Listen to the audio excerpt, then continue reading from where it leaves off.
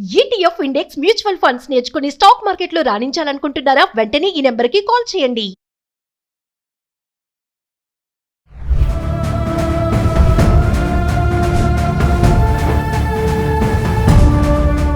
Hi hello నమస్తే, welcome back to Suman TV. ప్రస్తుతం మనతో పాటు ఉన్నారు consumer welfare committee chairman Mandiri Krishna Reddy గారు.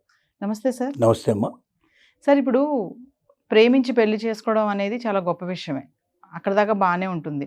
ప్రేమిస్తున్నారు అమ్మాయి కానీ అబ్బాయి కానీ, ఇది కాదు కదా. తర్వాత బ్యాక్గ్రౌండ్ చూసుకోవాలి, వాళ్ళ పేరెంట్స్ ఎలాంటి వాళ్ళు, అబ్బాయి ఎలాంటి వాడు, ఇవన్నీ చూసుకోకుండా ఆ ఆకర్షణలో పడి ప్రేమించేయడం, పెళ్లి చేసుకోవడం. సో అందరి విషయం కాదు.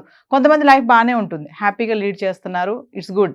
కానీ కొంతమంది అలా లేదు. రీసెంట్గా చూసుకుంటే వైజాగ్ ఇన్సిడెంట్ని మనం, మరి 9 months ప్రెగ్నెంట్తో ఉంది. రేపు డెలివరీ అనగా మరి భార్యని చంపేశాడు భర్త. అంటే ఎప్పటి నుంచో ఉందంట పెళ్ళి. లవ్ చేసినంత వరకు బాగుంది, వాళ్ళు కూడా ప్రేమ వివాహమే. అది పెళ్లి చేసుకున్నాక కూడా ఎన్నోసార్లు చంపాలని ప్రయత్నించాడంట, చీట్ చేయాలనుకున్నాడంట, డైవర్స్ ఇచ్చేసాయి, నాకు క్యాన్సర్ ఉంది, ఇలాంటివన్నీ చేశాడు. మరి ఈ రోజున ఎట్టకేలకి ఒక ప్రాణం కూడా కాదు, 2 ప్రాణాలు పోయాయి. అంటే ఒకసారి ఈ ఇన్సిడెంట్స్ని తీసుకొని ప్రేమికులకి మనం ఒక అవేర్నెస్గా ఒక ఏమంటే చక్కటి సందేశం ఇవ్వాలనేసి ఈ వీడియో చేయాలనుకుంటున్నాను సార్. ఒకసారి మీరేం మాట్లాడతారు ఇన్సిడెంట్ పైన? సహజంగా పెద్దలు కుదిర్చిన వివాహం అంటే అది తమకు ఇష్టాలకు పూర్తిగా వ్యతిరేకంగా ఉంటుందని, ప్రేమించిన వివాహం అయినట్టయితే ప్రేమ వివాహంలో తమ స్వేచ్ఛ, తమ స్వాతంత్రం, తమ అభిరుచులు, తమ ఆలోచనలు ప్రతిబింబిస్తాయని, జీవితాంతం వాడితో కలిసి హాయిగా బతకగలుగుతాం. ఎందుకంటే ఇష్టమైన వ్యక్తిని మనం సెలెక్ట్ చేసుకున్న వ్యక్తి, మనం ఇష్టపడ్డ వ్యక్తితో మనం జీవితం కలిసి ఉంటాం కాబట్టి ఆ జీవితం ఆనందమయంగా సంతోషమయంగా ఉంటుందని ఆశపడతారు. నిజం చెప్పాలంటే పెద్దలు కుదిర్చిన వివాహం కన్నా ప్రేమ వివాహాల్లోనే విఫలమైనవి చాలా ఎక్కువ ఉన్నాయి. కారణం ఏంటంటే పెద్దవాళ్ళు వెనక ముందు ఆలోచిస్తారు. అంటే అమ్మాయి ఇష్టాయిష్టాలతో కొద్దిగా పక్కన పెట్టినా అమ్మాయి సుఖంగా బతకడానికి అబ్బాయిలో గుణాలన్నీ ఉన్నాయా లేదా, అలాగే ఆ కుటుంబం ఎలాంటిది, బ్యాక్గ్రౌండ్ ఎలాంటిది, ఆస్తిపాస్తులు ఏమైనా ఉన్నాయా, రేపొద్దున రోడ్డున పడే పరిస్థితులు ఏర్పడతాయా, జీవితాంతం మా అమ్మాయిని చక్కగా చూసుకోగలిగే అవకాశం ఉందా అని ఇలా అన్ని కోణాల్లో పరిశీలించిన తర్వాత, చాలామందితో ఎంక్వైరీ చేసిన తర్వాత అప్పుడు ఆ వివాహాన్ని కుదిర్చే ప్రయత్నం చేస్తారు పెద్దవాళ్ళు. కానీ ప్రేమ వివాహంలో ఏమవుతుందంటే ఓ వ్యక్తి పరిచయం అవుతాడు, అతను వెనకేమిటో ముందేమిటో తెలియదు, పూర్తిగా తెలుసుకోవడానికి కూడా ప్రయత్నం చేయరు. అతను చక్కటి ప్రవర్తన, లేకపోతే అతను ఎక్కడో దగ్గర తన ఇష్టాలని గమనించి తన ఇష్టం వచ్చిన రీతిలో అతను ప్రవర్తించినప్పుడు, అంటే తనకిష్టమైన రీతిలో అతను ప్రవర్తించినప్పుడు ఆ సాన్నిధ్యం పెరగడం, దాన్ని ప్రేమగా భావించడం, ఆ ప్రేమ పెరగడం, చిగురించడం, తర్వాత వివాహం చేసుకోవాలని కోరుకోవడం, వివాహం కూడా జరిగిపోవడం అవుతుంది. అప్పుడు ప్రారంభమవుతుంది అసలైన కథ. ఎందుకంటే ఒక మనిషిలో ఉన్న వికృత రూపం ఎప్పుడు బయటకు వస్తుందంటే దాని యొక్క, అంటే అవతలి వాళ్ళు ఒక రకంగా లోబడే పరిస్థితి ఏర్పడ్డప్పుడు తన యొక్క గొప్పతనం ఏమిటో, లేకపోతే తను డామినేట్ చేయడం ఎట్లా అనేది మొదలు పెడతారు. ఆ డామినేషన్ ఎప్పుడైతే స్టార్ట్ అయిపోతుందో అతనిలో ఉండేటువంటి నిజస్వరూపం అంతా బయటకు వస్తుంది. అతనిలో ఉన్న దుర్గుణాలు ఏమిటో బయటకు వస్తాయి. అతను తాగుబోతా, లేకపోతే తిరుగుబోతా, వ్యభిచార, లేకపోతే ఇంకో రకంగా ఏదైనా అతని జూదాలు, లేకపోతే ఇంకో రకమైనటువంటి వ్యసనాలు ఉన్నాయా, ఇంకా ఆలోచనలు ఉన్నాయా, ఇవన్నీ బయటకు వస్తాయి. విశాఖపట్నంలో జరిగింది కూడా అదే. అనూష అనే అమ్మాయిని జ్ఞానేశ్వర్ అనే అబ్బాయి ఇద్దరు కలిసి ఓకే అనుకున్నారు, ప్రేమ వివాహం చేసుకున్నారు. తల్లిదండ్రులకు వ్యతిరేకంగా, ఆలోచనలకు వ్యతిరేకంగా ఎవరు ఒప్పుకోలేదు. ఇద్దరు ఒప్పుకోలేదు. వాస్తవం చెప్పాలంటే వాళ్ళ ఇంట్లో వాళ్ళకి తెలియదు, వీళ్ళింట్లో వాళ్ళు ఒప్పుకోలేదు. ఆ తర్వాత విశాఖపట్నంలో కాపురం పెట్టారు. కాపురం బాగానే జరిగింది. అది కానీ ఆ అబ్బాయి తండ్రికి తల్లికి కూడా చెప్పలేదు, అంటే ఇక్కడ కాపురం పెట్టిన సంగతి కూడా చెప్పలేదు. కానీ అతను ప్రవర్తన రోజు రోజుకు జుగుప్సకరంగా మారిపోయే పరిస్థితి ఏర్పడింది. అంటే ఆ అమ్మాయి అతన్ని అనుమానిస్తున్నట్టుగా, అంటే ఒక అమ్మాయి అనుమానిస్తుందంటే దాని వెనక ఏదో ఒక కథ ఉంటుంది. అంటే అతను అనుమానించబడేటువంటి రీతిలో అతని యొక్క ప్రవర్తన ఉండడం కానీ, వేరే వాళ్ళతో ఫోన్లో మాట్లాడుతూ తన యొక్క ఇష్టాలను తెలియజేయడం కానీ, లేకపోతే ఇంకొకరితో సంబంధం ఉన్నట్టుగా బయటపడడం కానీ, ఏదో ఒకటి లేకుండా ఒక ప్రేమించిన అమ్మాయి, తనే జీవితంగా భావించే ఒక అమ్మాయి, జీవితాంతం తనతో కలిసి ఉండాల్సిన ఒక అమ్మాయి అన్నెసెసరీగా, అనవసరంగా 1 సంవత్సరంలోనే, పెళ్ళైన మొదటి సంవత్సరంలోనే అనుమానించడం అనేది మామూలుగా జరగదు. ప్లస్ ఇక్కడ అమ్మాయికి ఆ అబ్బాయి అంటే చాలా ఇష్టం అంట సార్. అంత ఇష్టమైనటువంటి అబ్బాయి లోపల దుర్గుణాలు వెతికే ప్రయత్నం చేయదు, సుగుణాలు వెతికే ప్రయత్నం చేస్తుంది. అంటే దానికి మించి అతని యొక్క ప్రవర్తన ఏదో రకంగా జుగుప్సకరంగా ఉన్నదని మనకు అర్థమవుతుంది. ఆ ప్రవర్తనతో అతను చేయటం, దానివల్ల అతను నన్ను నువ్వే సస్పెండ్ చేస్తుంటావా, నన్ను ఎప్పుడు సస్పెక్ట్ చేస్తావా, నన్ను ఎందుకు అనుమానిస్తావు అన్నట్టుగా అతను ఆ అమ్మాయి మీద తిరగబడ్డం, ఆ అమ్మాయిని రకరకాలుగా హింసించడానికి ప్రయత్నం చేయడం, రకరకాల పద్ధతుల్లో అమ్మాయిని చంపాలని కూడా ఆలోచించడం, ఈ రకంగా చాలా జరిగాయి. గతంలో కూడా ఏవో టాబ్లెట్స్ కూడా ఇచ్చాడండి. ఇంతకుముందు కూడా అలాంటి ప్రయత్నాలు చేసినట్టుగా మనకు తెలుస్తోంది. చివరికి ఆ అమ్మాయి ప్రెగ్నెంట్ అవ్వడం, 9th మంత్ ప్రెగ్నెంట్లో, అంటే దాదాపు ఇంకా ఒక రోజు 2 రోజుల్లోనూ డెలివరీ అయ్యేటువంటి స్టేజ్ లోపల ఆ అమ్మాయి గొంతు నిలిపి చంపేసి వాళ్ళకి ఇన్ఫర్మేషన్ ఇచ్చేసేసి తప్పుకునేట్లు ప్రయత్నం, పారిపోయే ప్రయత్నం చేయడం జరిగింది. అంటే దీన్ని బట్టి మనకి ఏమవుతుందంటే ప్రేమ వివాహాల లోపల మరింత జాగ్రత్త వహించాల్సి వస్తుంది. ఎందుకంటే పెద్దల వివాహాల్లో పెద్దలు ఉంటారు కాబట్టి వాళ్ళు అన్నీ చూసుకుంటారు కాబట్టి దాన్ని నిశ్చితంగా పెట్టి తాళి కట్టించుకునే అవకాశాలు ఉంటాయి. కానీ ప్రేమ వివాహాల్లో తనే అన్నీ కావాలి, తనే తల్లి, తనే తండ్రి, తనే పెద్ద, తనే ఇంత మొత్తం టోటల్గా తనే బాధ్యత వహిస్తుంది. కాబట్టి ఆడపిల్ల కానీ మగపిల్లవాడు కానీ ఒకరిని ఒకరు చాలా జాగ్రత్తగా చూడాలి. ఆడపిల్లలు మోసం చేసి పోయినటువంటి కేసులు ఉన్నాయి, మగపిల్లలు మోసం చేసినవి ఉన్నాయి. ఆడపిల్లలు మగపిల్లల్ని మోసం చేసి హత్య చేసేటువంటి ప్రయత్నాలు జరిగినవి కూడా సంఘటనలు మనకు చాలా ఉన్నాయి.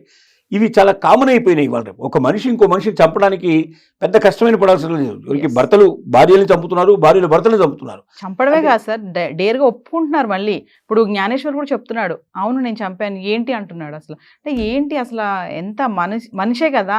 అంటే ఒప్పుకోక తప్పదు కదా, అక్కడ ఎవిడెన్సెస్ అని కనబడుతున్నప్పుడు నేను కాదు, నేను చంపలేదని చెప్పి అతను పారిపోయినా కూడా ప్రయత్నం చేసినా పట్టుకుంటారు ఆటోమేటిక్గా. అది జరిగింది. అంటే ఏం లేదు, ఇక్కడ ఏం జరుగుతుందంటే ఒక కోపం తారస్థాయికి చేరిపోవడం, మనిషిలో ఉండేటువంటి అసహనం బయటికి రావడం, అవతల వ్యక్తి ప్రాణం అనేది అసలు విలువ లేకుండా పోవడం. ఇప్పుడు ఒక మనిషి జీవితం మనం నమ్మి వచ్చింది, ఒక అమ్మాయి ఒక అబ్బాయిని నమ్మి వచ్చిందంటే ఏంటి, తన సర్వస్వాన్ని అతనికి అర్పించడానికి వచ్చింది. అంటే అంత నమ్మకాన్ని విశ్వాసాన్ని నిలబెట్టుకోవాలంటే అంతకన్నా ఎంత గొప్పగానో ఉండాలి, నీ ప్రవర్తన ఎంత గొప్పగా ఉండాలి, ఎంత మంచిగా ఉండాలి, తల్లిదండ్రులు మరిపించేటట్టుగా ఉండాలి. నేను వచ్చినందుకు ఎప్పుడు రిగ్రెట్స్ ఉండకూడదు. ఎవరైనా వచ్చిన వాళ్ళు రిగ్రెట్ పడకూడదు. అయ్యో నేను ఎందుకు వచ్చేసాను, నేను చేసిన చాలా తప్పు కదని ఫీలింగ్ రాకూడదు. చాలా మంచి పని చేశాను, మా అమ్మ నాన్న ఇంతకన్నా గొప్ప సంబంధం నాకు తెచ్చేవాళ్ళు గారు, కాబట్టి నేను చేసింది కరెక్టే, నేను ఎంచుకున్నది కరెక్టే అనేటువంటి భావనకి ఆ అమ్మాయి వచ్చేటట్టు ఉండాలి. కానీ చాలామంది అబ్బాయిల ప్రవర్తన అట్లా లేదు. కొంతమంది అయితే ఆదర్శ వివాహాలు చేసుకుంటారు. అంటే అవతల వాళ్ళు ఏదైనా కుంటి వాళ్ళు, గుడ్డి వాళ్ళు, లేకపోతే విధవలు, లేకపోతే అంటే భర్త చనిపోయిన వాళ్ళు, లేకపోతే వదిలేసిన వాళ్ళు, ఇలాంటి వాళ్ళని కూడా ఆదర్శం కోసం లేదా కులాంతర వివాహం, మతాంతర వివాహం చేసుకుంటారు. ఆదర్శ వివాహం చేసుకున్న వాళ్ళు మరింత జాగ్రత్తగా ఉండాల్సిన అవసరం ఉంటుంది. కానీ ఏం చేస్తారంటే అవకాశం వచ్చినప్పుడల్లా తను చేసినటువంటి, తనకి ఏం మంచి పని చేశాడో, లేకపోతే తను ఏ రకంగా ఆదర్శ వివాహం చేసుకున్నాడో, ఎంత త్యాగం చేశాడు, తన త్యాగాన్ని పదే పదే చెప్పుకునే ప్రయత్నం చేస్తాడు. ఈ త్యాగాన్ని పదే పదే చెప్పడం వల్ల ఏమవుతుందంటే అవతల వాళ్ళలో ఒక రకమైనటువంటి జుగుప్స స్టార్ట్ అవుతుంది, ఒక రకమైన అసహాయత స్టార్ట్ అవుతుంది. అంటే అతని మీద ఒక ఉన్న ఇంప్రెషన్ పోతుంది. ఎప్పుడు కూడా నేను మంచివాడిని, నేను మనం చెప్పుకోకూడదు, మనం చెప్పుకోకూడదు.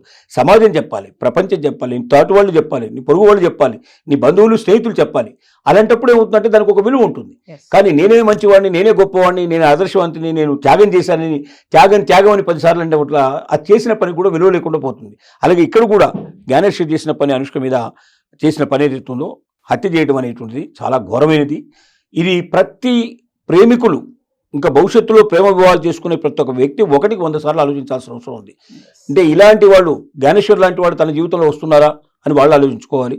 రెండోది, అనుష్క లాంటి వ్యక్తి మరి వచ్చినప్పుడు తను అనుమానించే పరిస్థితులకు తను ఎందుకు దారి తీసుకున్నాడు. అంటే మనల్ని నమ్మి వచ్చినటువంటి ఒక స్త్రీ, మనతో జీవితాంతం గడపాలని వచ్చిన స్త్రీ మనల్ని అనుమానిస్తుందంటే మన ప్రవర్తన అంతకన్నా ఘోరంగా ఉన్నట్టు లెక్క. అంటే మనం ఎక్కడో తప్పు చేస్తున్నాం, ఎక్కడో పొరపాటు చేస్తున్నాం, అవతల వాళ్లకు మనం ఆ ఆలోచన వచ్చేట్టుగా చేస్తున్నాం. కాబట్టి అది చేయకూడదు. ప్రేమించి వివాహం చేసుకున్నాం అంటే జీవితాంతం కట్టుబడి ఉండాలి. ఆ అమ్మాయిని తప్ప మరొకరి గురించి ఆలోచించడానికి వీల్లేని పరిస్థితిలో ఉండాలి. అలాంటివి, ఎందుకంటే నీ భార్య నువ్వు ఎలా ఉండాలని కోరుకుంటావో భార్య కూడా భర్త అలాగే ఉండాలని కోరుకుంటుంది కదా.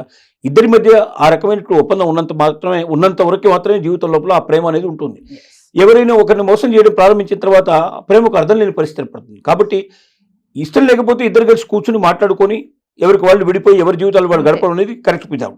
కానీ చివరికి హత్యలకి దారితీసే పరిస్థితి, ప్రమాదాలకు దారితీసే పరిస్థితి, చివరికి జీవితాలు నాశనం చేసుకునే పరిస్థితి రావడం అనేది చాలా ఘోరమైన విషయం.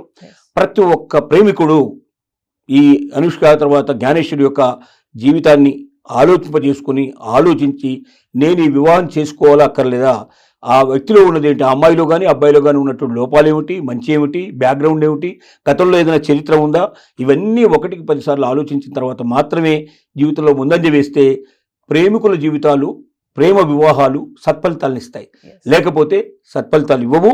ఇప్పటికే మనకు చెప్తున్న చట్ట ప్రకారం మనం జరుగుతున్న వివాహాలు చూస్తున్నాం. మనం ప్రేమ వివాహాలు చూసి తర్వాత మన తల్లిదండ్రులు చేసిన వివాహాలు రెండింటిని పరిశీలిస్తే ప్రేమ వివాహాలు ఎక్కువగా విడిపోతున్నారు జంటలు. తల్లిదండ్రులు చేసిన వివాహాల కన్నా ప్రేమ వివాహాల లోపలనే ఎక్కువగా విడిపోతున్నారు. అంటే ఇప్పటికీ ప్రూవ్ అయింది అది. ఇక నుంచి కూడా ఇంకా ఎక్కువగా ఒక విడిపోతే పర్వాలేదు, ఇద్దరు కలిసి ఏదో అప్లై చేసుకొని విడిపోతే పర్వాలేదు కానీ విడాకులకి, కానీ ఈ రకంగా చంపడం అనేది ఎందుకంటే 2 ప్రాణాలు పోయాయి కదా సార్ ఈరోజు. ఏదేమైనప్పటికీ ఇది చాలా ఘోరమైన విషయం. ఇలాంటి ఘోరాలు జరగకుండా ప్రతి ఒక్క వ్యక్తి తన జీవితంలో ముఖ్యంగా ప్రేమించాలనుకున్న వాళ్ళు, ప్రేమ వివాహాలు కావాలనుకున్న వాళ్ళు, భవిష్యత్తులో పెళ్లిళ్ళు చేసుకోవాలనుకున్న వాళ్ళు దీన్ని మరొకసారి ఆదర్శంగా తీసుకొని, ఆలోచనగా తీసుకొని, దీన్ని ఈ రకంగా మన జీవితాలు ఉండకూడదు అంటే ఏం చేయాలండి ఆలోచించుకొని నిర్ణయాలు తీసుకోవాల్సిన అవసరం ఉందని చెప్పొచ్చు.